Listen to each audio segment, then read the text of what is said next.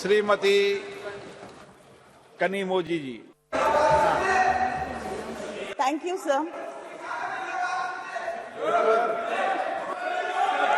What nonsense is this, yeah? What is this, sir? Heckling? What is heckling? She's not. What is this? I haven't even started.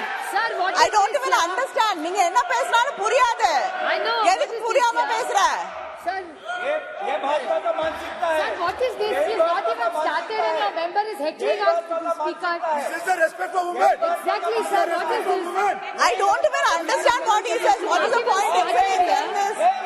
What is this? Why is it started? This is the respect for women. This is how you behave. BJP doesn't respect women. They have no respect for women. Started a speech. Shame on you. Shame on you. Really? Shame on you. Shame on you. Really shameful. Idiot. Very shameful. Idiot.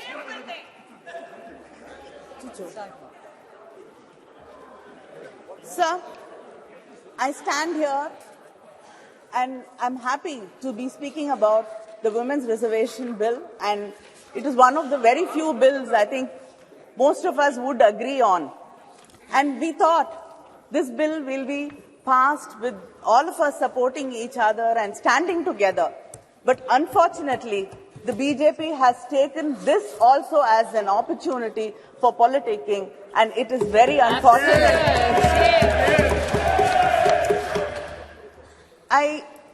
I'm just reminded of what Periyar said when I see the BJP speaking here and heckling us, that the pretense of men that they respect women and that they strive for their freedom is only a ruse to deceive them. You did now. You did. Just you did. That is your first example. I'd like to quote the former Chilean president, Michelle Bachelet. A better democracy is a democracy where women do not only have the right to vote and to elect, but to be elected. In 1990, after the Montego-Chelmsford reforms were passed, we got the rights to vote, especially in the Madras presidency and the Bombay presidency. The Justice Party, Needhi Katchi, passed a resolution on 10th May 1921 to grant voting rights for women for the first time in India. In 1927, Tamil Nadu elected its first women legislator in the country, Dr. Muthulakshmi Reddy, who was instrumental in abolishing the Devadasi system. But, sir, nearly 100 years after that, we still have not passed the bill.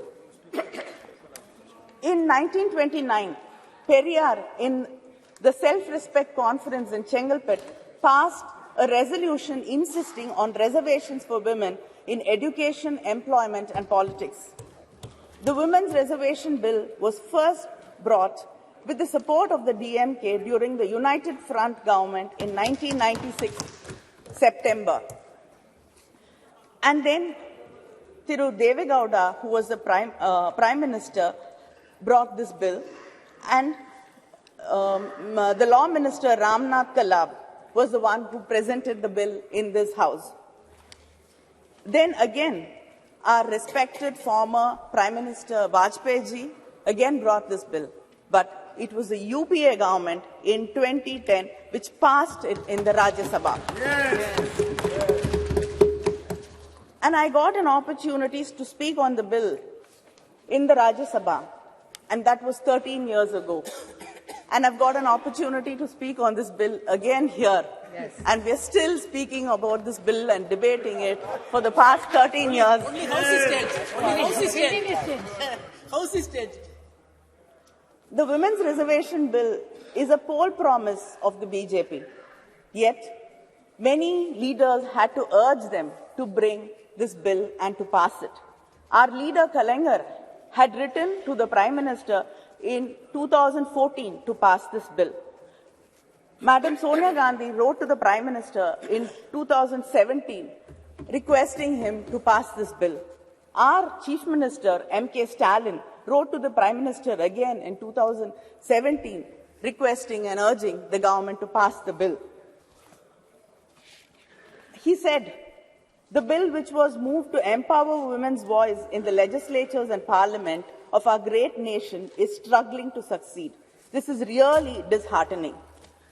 The DMK even conducted a rally in Delhi from the Mandi House to the Jantar Mantar, and we had a march, and like-minded women leaders and women's organizations participated in the rally. I myself have raised this issue of bringing the reservation bill many times in Parliament, and to many of my starred and unstarred questions, the government's reply was very consistent. They said that they have to involve all stakeholders, political parties, and then build a consensus before bringing the bill. I'd like to know what consensus was built, what discussions were held. This bill was brought shrouded in secrecy. We did not know why this session was called for. In the all-party leaders meeting, there was no mention of this bill. I don't know if any of the political party leaders were called for discussions and deliberations about bringing the bill. And suddenly, the bill popped up from our computer screens like Jack in the Box. Is this going to be the way this government is going to function? Like we've suddenly seeing that there are lotuses blooming, springing from the uniforms of our secretariat staff. Is everything going to be a surprise like this?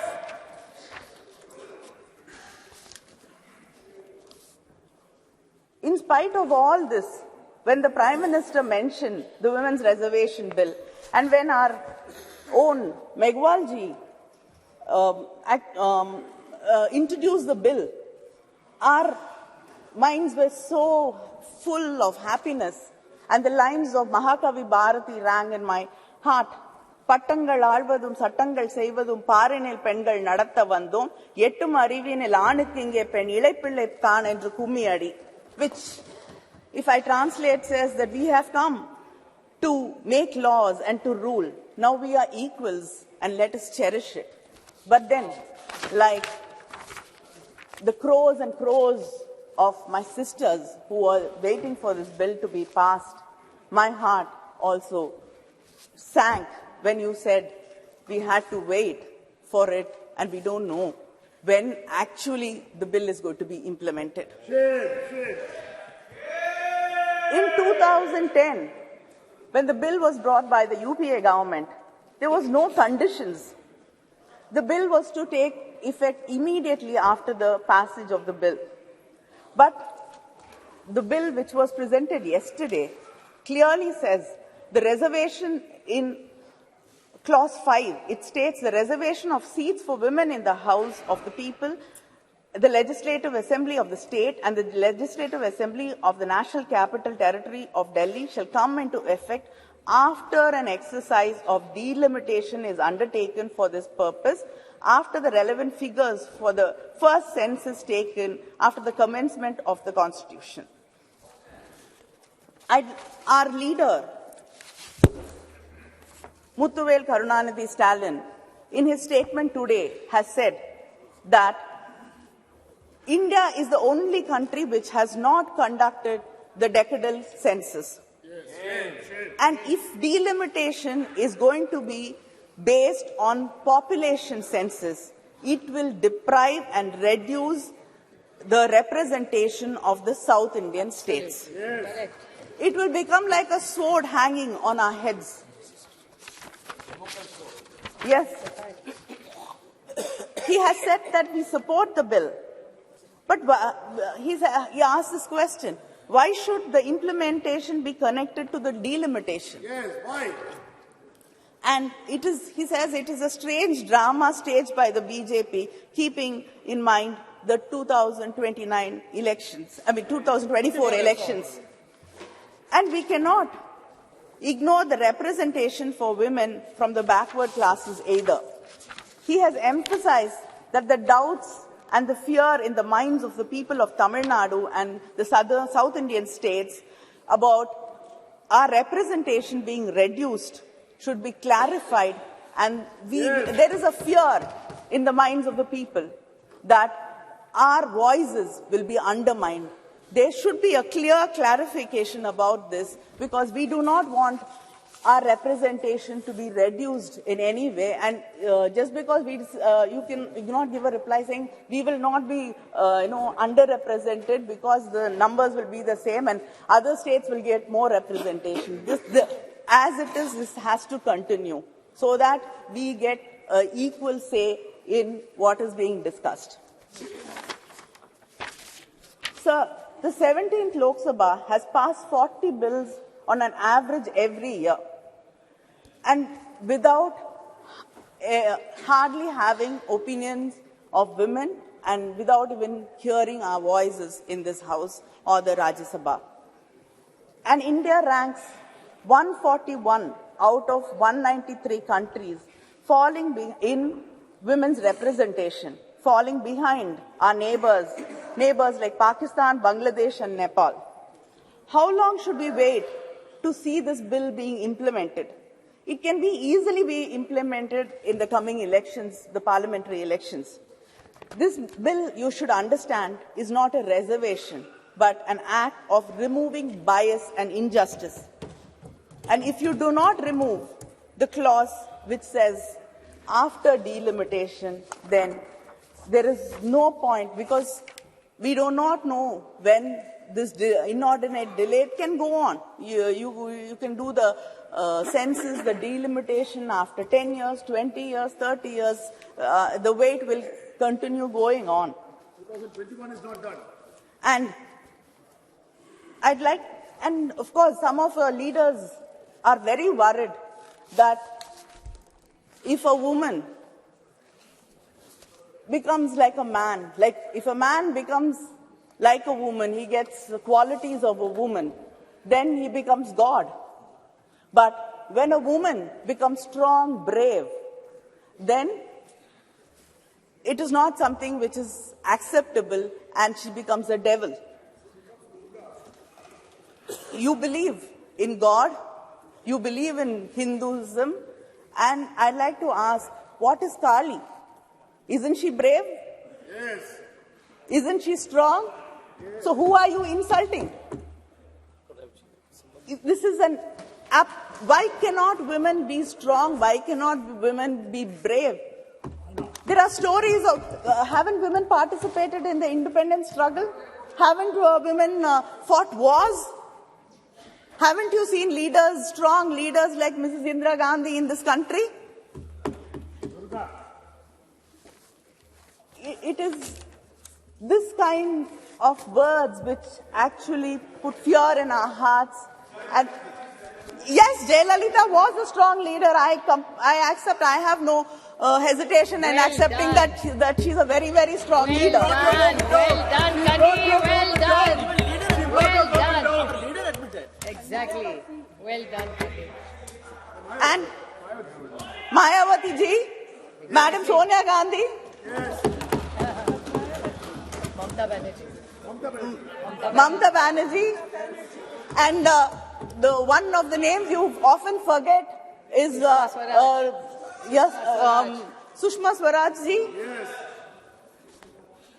And I also like to quote what We don't want it. I like to quote what Shri Arun Jaitley ji said when the discussion in Rajya Sabha happened. He said, the argument that men can also ensure justice to women has been weakened. Underrepresentation and discrimination stare us in the face. Politics of tokenism must now evolve into politics of ideas. So please stop this tokenism. And this bill is called Nari Shakti Vandan Bill. Stop saluting us. We do not want to be saluted. We do not want to be put on pedestals. We do not want to be worshipped. We do not want to be called mothers. We don't want to be your sisters, your wives. We want to be respected as equals. Let us get down from the pedestal and walk as equals. We have a right to this country as much as right you have. This country belongs to us. This parliament belongs to us. And we have a right to be here. Thank you.